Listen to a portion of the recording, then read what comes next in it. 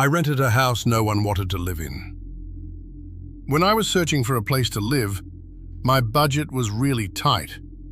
So when I found a house on the outskirts of town that was unbelievably cheap, I took it without hesitation.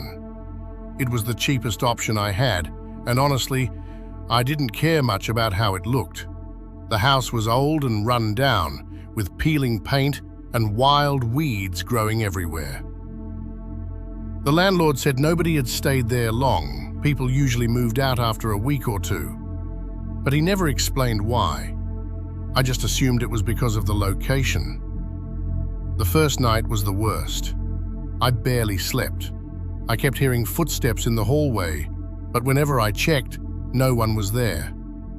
Doors would creak and slam by themselves. I told myself it was just the house settling, nothing more. But it only got worse.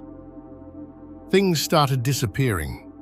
My phone, my keys, even my charger.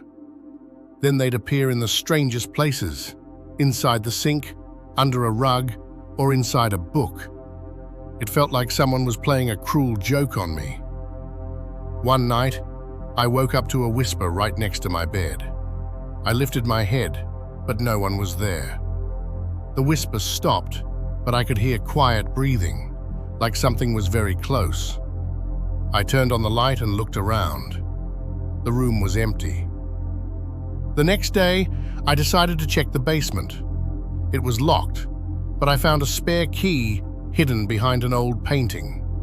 The basement was filled with dusty old things, but in one corner, I found a small wooden chest. Inside were letters and a photo of a woman. Her face was streaked with tears, full of fear. The letters were desperate. She wrote about a man stalking her and threatening her life. Suddenly, the air grew cold. The basement door slammed shut behind me and the light went out. I panicked, opened the door, and ran upstairs. From that moment on, it became clear. Something lived in that house, and it wasn't happy. I tried to move out, but the landlord refused to return my money, saying this was normal for that house. One night, I woke up to someone shaking me hard and whispering, "Help me." I looked toward the doorway and saw a woman covered in blood with empty, hollow eyes. I screamed and ran out.